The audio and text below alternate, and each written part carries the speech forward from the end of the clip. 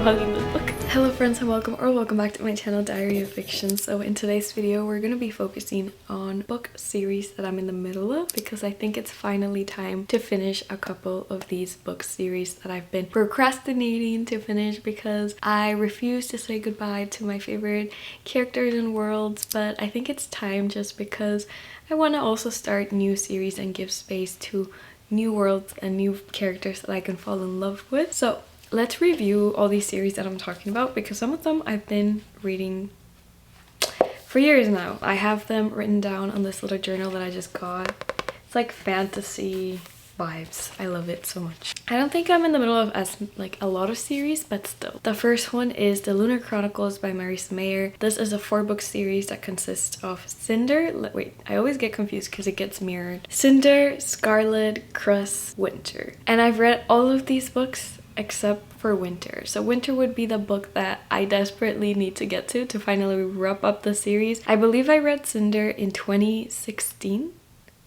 So it's time to wrap the series up. Then we have An Ember in the Ashes by Sabaa Tahir, and this is also a 4-book series, and the books are An Ember in the Ashes, A Torch Against the Night, A Reaper at the Gates, and A Sky Beyond the Storm. First of all, I love the titles of these books because there's a theme of hope and never losing hope in the series, and I love how, at least to me, I can interpret all these titles to have some sort of hopeful meaning behind them, like A Torch Against the Night or A Sky Beyond the Storm. Like, I really love that. Very poetic. And from the series, I only need to read A Reaper at the Gates and A Sky Beyond the Storm. To be honest, I've been procrastinating with this one a lot because every time I read it, I feel like it's one of those series that you don't really notice that you're holding your breath the entire time that you're reading it because there's so much going on and your heartbeat just increases because of how many things are happening and like nobody is safe and I'm just scared for each of these characters. Sabaa Tahir knows what she's doing and yeah, I'm just scared and terrified for them, so that's why I've been putting it off. The next one would be the Poppy War Trilogy by Kuang, which I started earlier this year. This is a trilogy: The Poppy War, The Dragon Republic, and The Burning God. And I've only read The Poppy War, so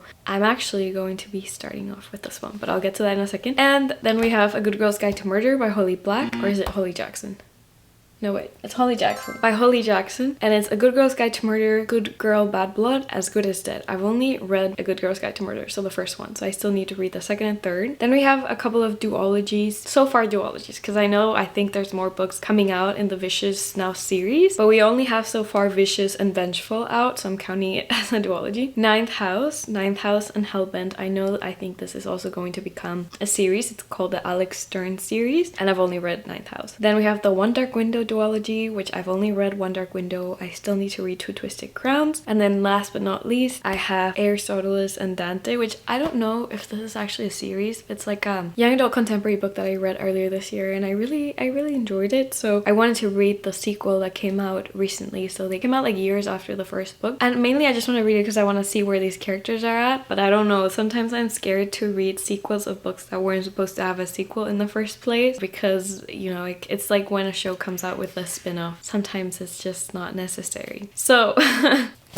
those are all the series that I'm in the middle of. Now let's get into which one we are starting with. Also, sorry for the background noises. I think there's like something going on outside. All right. Okay, so we're gonna be starting with The Dragon Republic by R.F. Kuang. This is the second book in the Poppy War trilogy, which I actually started reading in my first vlog on this channel. Immediately after I finished the Poppy War, I went to the bookstore and I picked out the second book. I was like, I need this in my life because I don't know what to do with myself after finishing the Poppy War. And that says a lot about the series because I really haven't done that in such a long time. Like, I don't remember the last time where I finished the first book in a series and immediately ran to get the second one. It was so satisfying and so nice to find like a new favorite series like this one. So I started reading this. I read halfway through and then I had to put it down because I felt like I needed a little bit of a break from the series. Not because it's bad or anything, but it definitely gets a little bit heavy. At least for me it did. But this series it's so impressive for it being R.F. Kuang's debut novel. I actually have read her work, majority of her work, but I read it backwards. So I started off with her standalone novels. I read Babel first, then Yellowface, and then finally picked up the Poppy War. I had it on my shelves for a really long time. I just kept putting it off and finally decided to start reading it. it. This series, I believe all 3 books, if not I know for sure the first 2 books, are currently, as of right now when I'm filming this, available on Kindle Unlimited, so that helps. Whenever I want to go to bed, I read it on here and then I just kind of switch back and forth. But let me just tell you what the first book is about, and I'll actually bring it just to show you.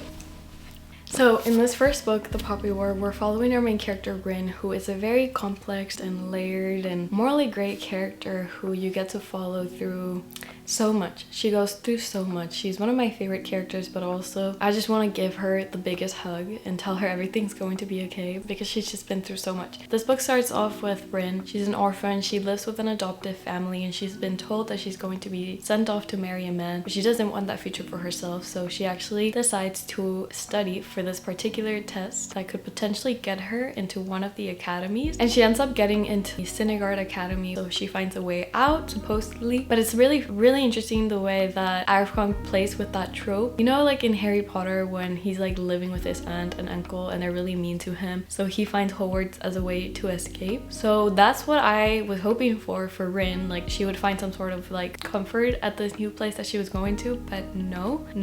She's just not treated well at the academy and she's constantly being told that she doesn't belong there. And I don't want to tell you more, but that's where the story sort of begins. Then eventually it will lead into war, and it will be more about Rin coming into contact with war for the first time, what it means and what it does to people and the people around her, how it deeply affected people, their decisions. This is a book full of devastating events and surrounding a lot of war and politics, but the very interesting part about it is that it's based on East Asian history. So there is a really cool post or blog post that I read, and I'll leave it linked out below if you're interested, but it basically is by Tiffany, who is also a book content creator, and she talks about like the historical context of this series and how every book is based on a different historical event that actually happened. And I think knowing that when you're reading those books is so important because it adds like another layer to the story and allows you to analyze it with like a different perspective. So I definitely think that what Kuang constructed with the series is something so special and unlike anything I've seen before. Again, like this is also one of my first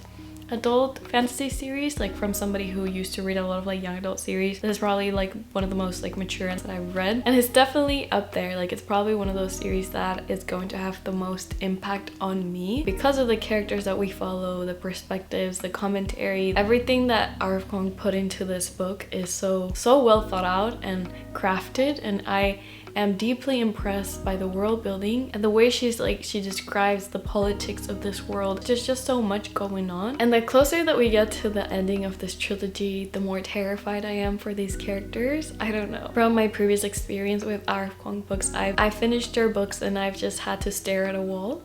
With this one, I'm pretty sure I'm gonna be extremely devastated, but it's one of those stories that just has taken over my life lately, like this last couple of months. I know that I haven't talked about it much in my videos, but it's definitely just been there. I just took a break from the Dragon Republic, so that's why I haven't been able to talk more about it, but now it's the perfect time.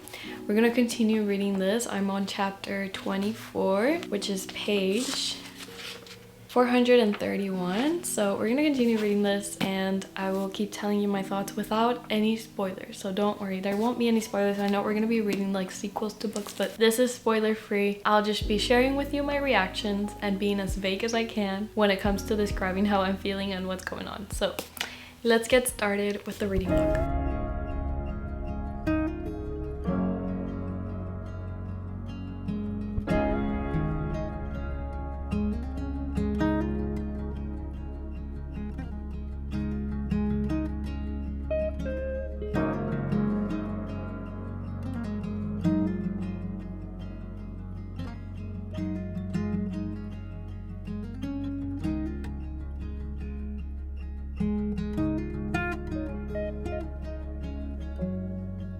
Okay, so I just finished chapter 24 and I got to part 3. I had no idea that that was the last chapter in part 2, but that last chapter was so sad. And I want to read you a quote. I'm not gonna give you any sort of context or names, so you don't know who I'm talking about, but I just want to read you what it says. So one of the characters asks, "What am I gonna do now?" And then the following paragraph is, Blank reached for his hand. Then she looked at him, really looked at him in the eyes. They were so similar when she thought about it. Too young to be so powerful, not close to ready for the positions they had been thrust into. She squeezed his fingers and said, "You fight." Like, this book.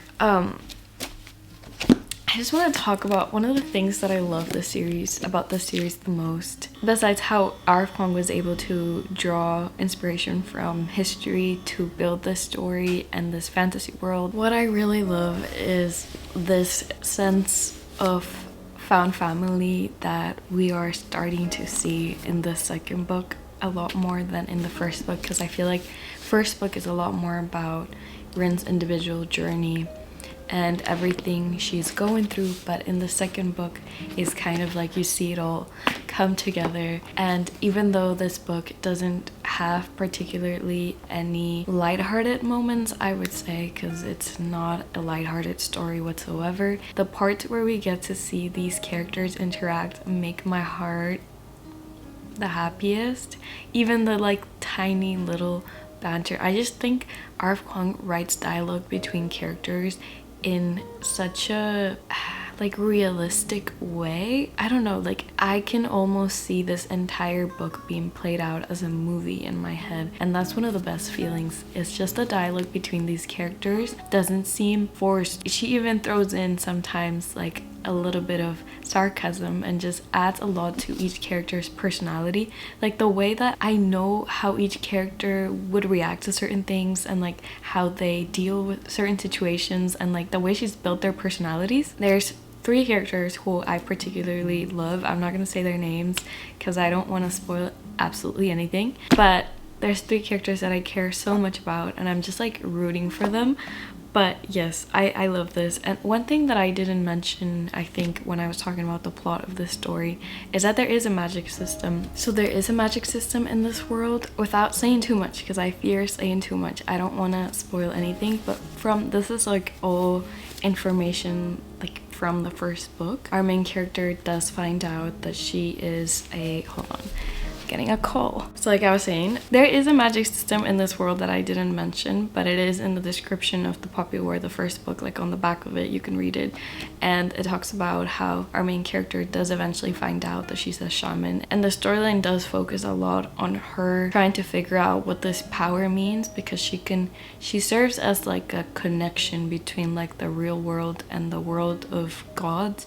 So she's able to call gods and use their power, but it's not as simple as it sounds, because it's very painful and it could take over you as a person, and it's known that it's not an ability that's easy to control. And so it's like Rin's journey trying to figure out what she can do with her power and trying to survive, and it's a lot more painful and dark than it sounds. So it's not a power, it's a power that comes at a cost, but also there's a whole history behind it as well that's really interesting, but that's more for you to discover as you read the first book, because I don't want to spoil it too much.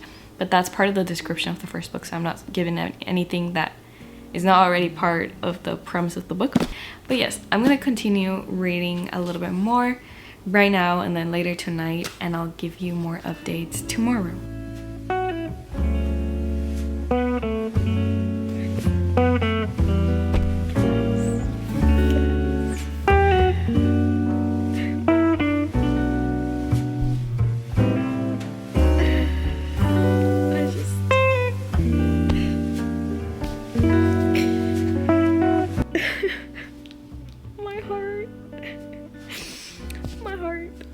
This is me smiling and crying tears of happiness, not sadness, for the first time in this book.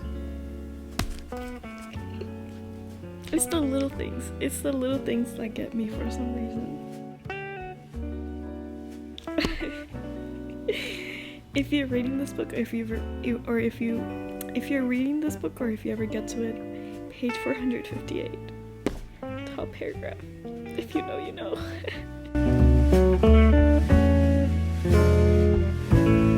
I just know that what I'm about to read is going to disturb me. Make me cry.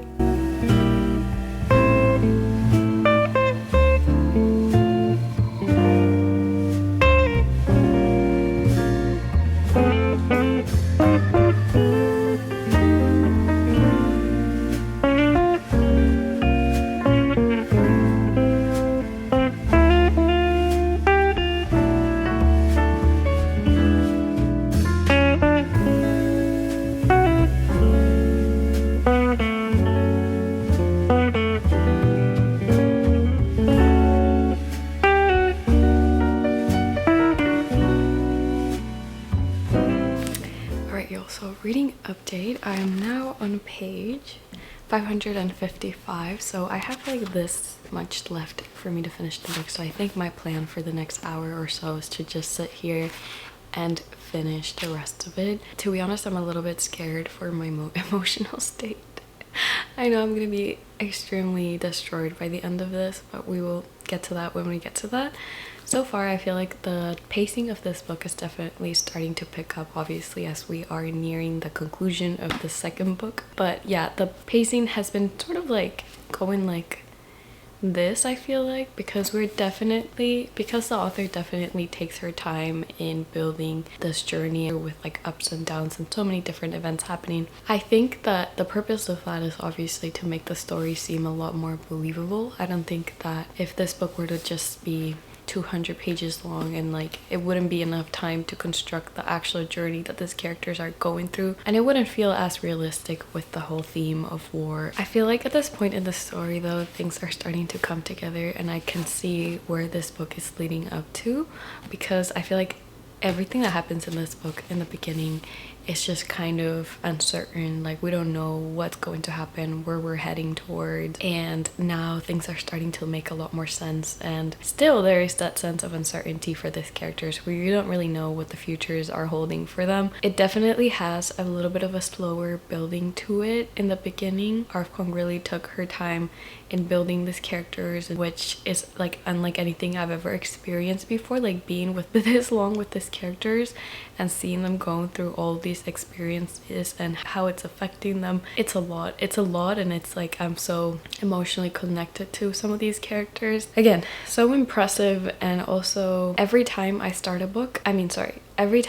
chapter, I can't put it down. So yes, we're gonna continue reading this book now. I'm gonna get to the very end of it and then share my final thoughts about the second book, again with no spoilers, but we'll continue with that, and then we can go ahead and pick our next read for this little book.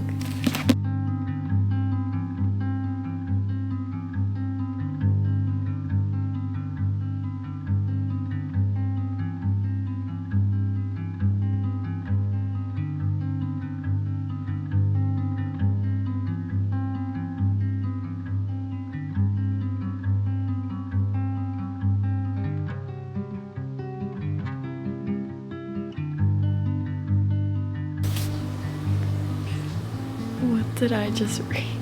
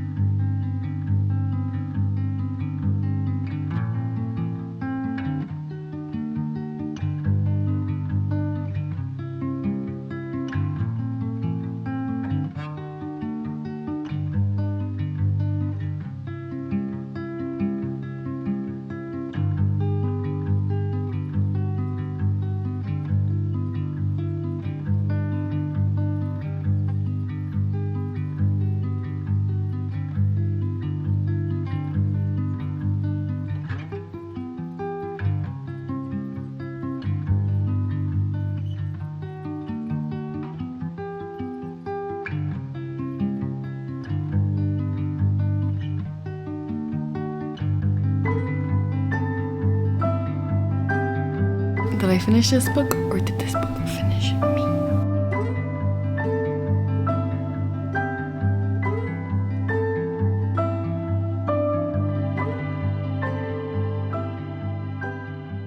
Ignore the dishwasher in the back, but we have finished The Dragon Republic by R.F. Kuang.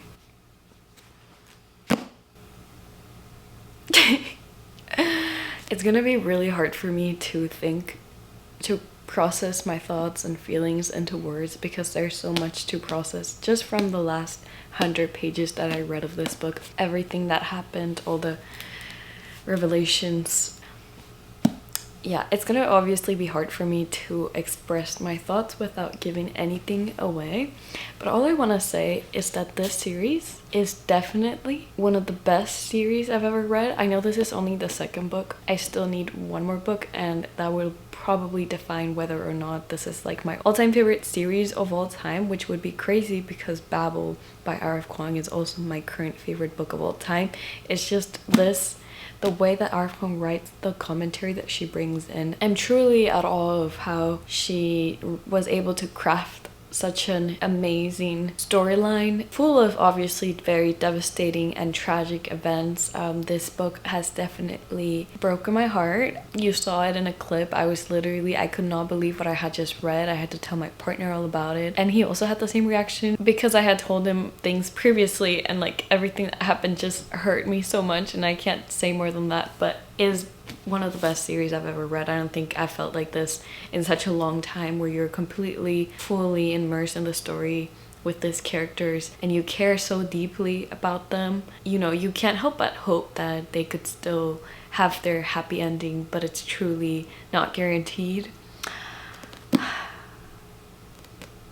Yes, I just don't know. I just don't know how I'm gonna go about my days without reading the third and final book.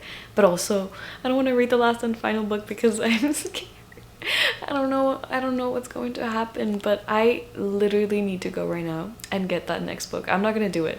All I want this Christmas is the third book. That's all I want. That's literally how I'm feeling. That's the only gift I want this Christmas. The Burning God. By the way, I really love these paperbacks. I have fully annotated this book. Some of my quotes are on my Kindle because sometimes when I was reading like in bed, I would switch to my Kindle and then I would go back to reading the physical edition. I do think that I like the experience better as a physical book, as I usually do, but I can't say much. Yeah, I'm gonna be here processing the chapters that I just read for a little bit more, and I already know what book I want to read next, so let me just show that to you. But again, it's so good. It's so good. If you want to read a book that you're gonna just have a new series that you can't stop thinking about, do yourself a favor, pick this series up. It's so good. But always look at content warnings for this series, just because of the very graphic scenes that occur, because it is quite a dark story. So I recommend looking at the content warnings before reading this. I love this. I need the last book. I really do need the last book. Rin is probably one of my all-time favorite characters of all time as well, because she's not perfect and she's definitely flawed and she's definitely human and she definitely makes mistakes, but I think that's what makes her such an interesting main character. I just want to hug this book and hug the entire series and, you know, sleep like this. That's how you know it's like a new favorite series. Like, I just want to sleep hugging this book. I even want to reread it. That's insane. Yeah.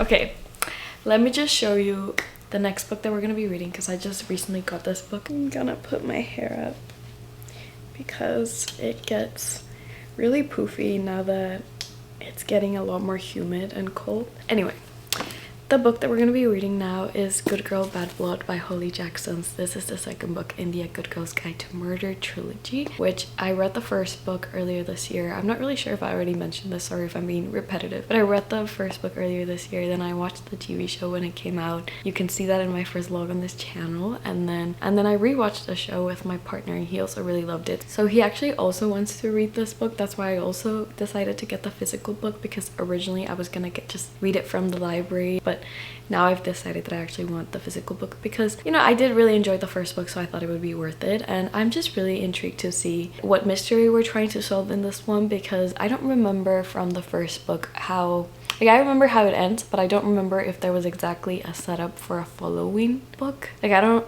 know exactly what this one's going to be about. This series is actually my first ever mystery, young adult mystery series that I've ever read, or book in general. I don't read a lot of like mystery or thriller books, even though I do really like movies, like keep you at the edge of your seat the entire time and then blow your mind by the end of it with like a giant plot twist. But I don't really read mystery novels, so if you have any other recommendations. I recently tried reading, what's this one?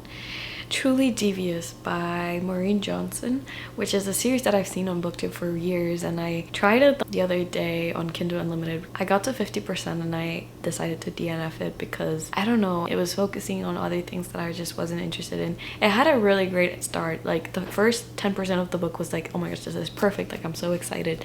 But then once I got to 50%, it kind of lost me. But let's get to reading in a few hours. I'm gonna start reading this in a few hours, and then yeah, I'll keep you updated as we go. But this is the second and last book that we're gonna be reading in this little reading vlog. I hope that you are enjoying it, and let's get to reading.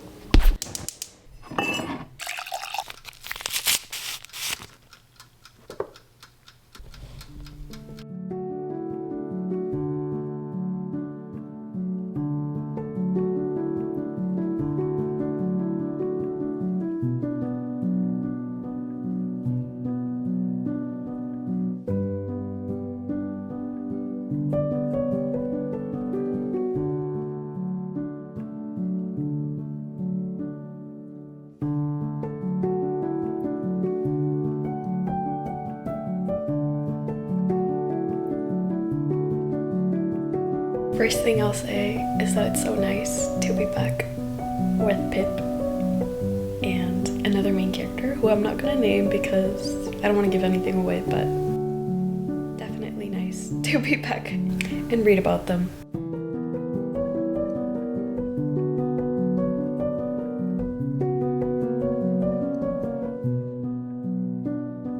Alright, so I think it's time to choose what sticky tabs I'm going to be using. I'm not exactly sure if I'm actually going to be annotating this book. Right now I have my remote controller as my bookmark, so we need to fix that because I still use this just as bookmark. So even if I don't end up annotating the book, like I just want the bookmark. But I actually thought just a second ago it would be fun to annotate this book since my partner also wants to read it after me and like annotate it for him.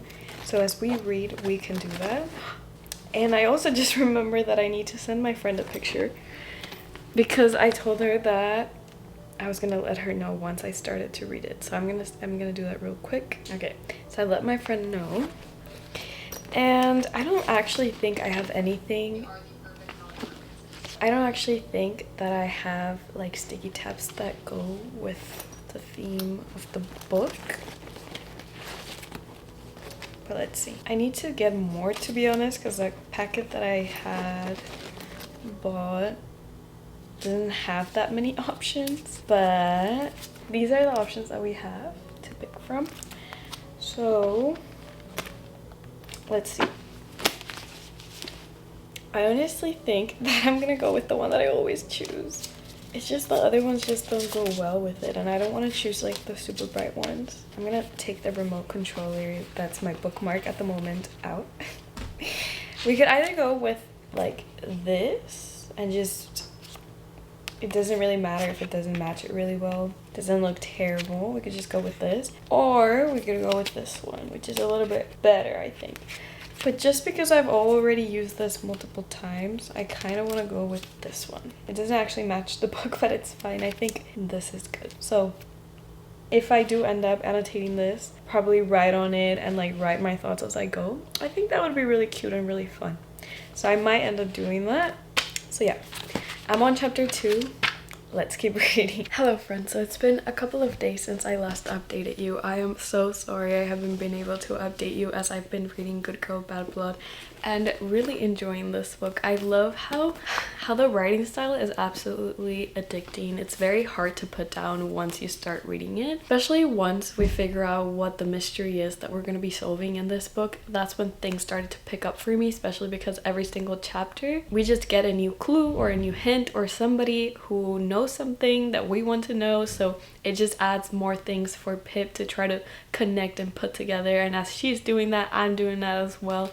It's just been a great time reading this. If you haven't heard of the series, because I don't think I talked about the first book. In the first book, we're following our main character Pip. There is a Netflix show on the series. I hope second season comes out, so go watch it if you haven't, because I need season 2. I went on a tangent there.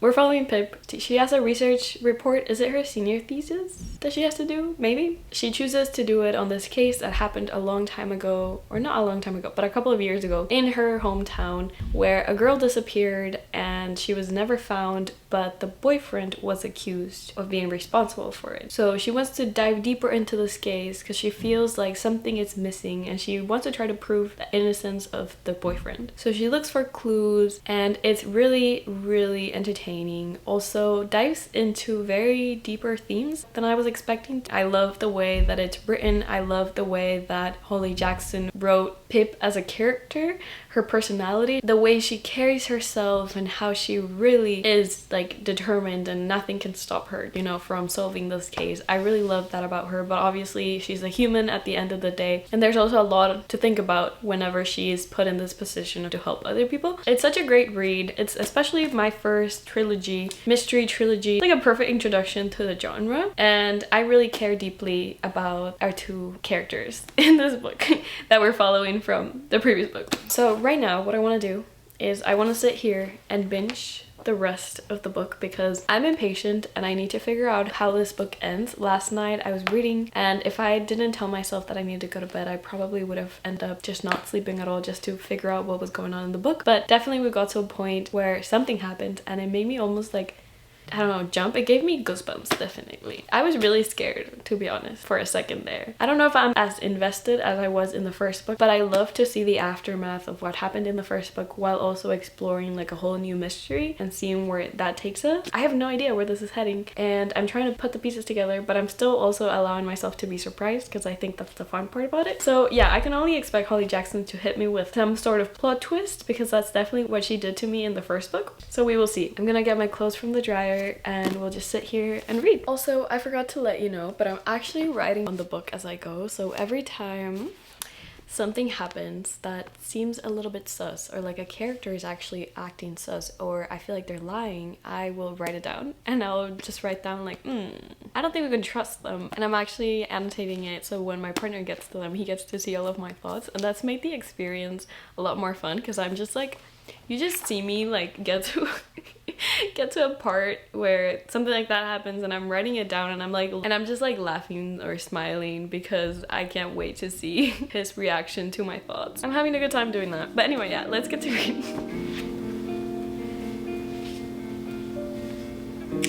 I forgot where we left off.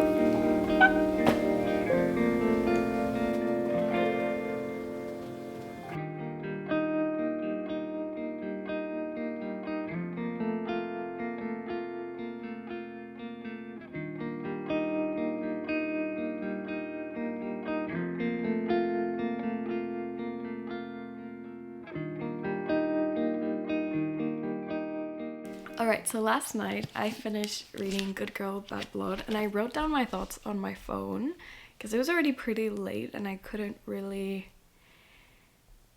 I was already too tired. I can't find it. Wait, where is it? Did I delete it? Oh wait, no, yeah, okay. I got scared.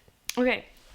So some things that I wrote were that the last 100 pages of the book went by so quickly because that's when a lot of revelations started to happen and we were getting closer and closer to getting all of our questions answered. And definitely there was a plot twist at the end that I didn't see coming. I don't think anyone could see coming. Like, it was kind of like out of the blue, completely new, but also very interesting and very intriguing, and it definitely added a lot more to the mystery.